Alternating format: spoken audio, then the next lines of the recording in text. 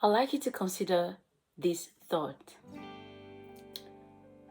Today I'll be reading from the Abundance book. This is it, page 13.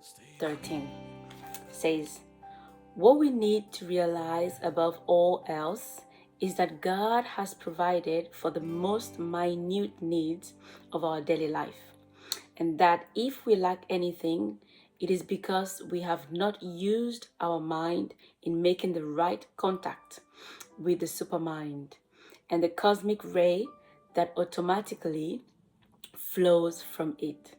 This quote is from Charles Fillmore in Prosperity, a Unity book. Thank you.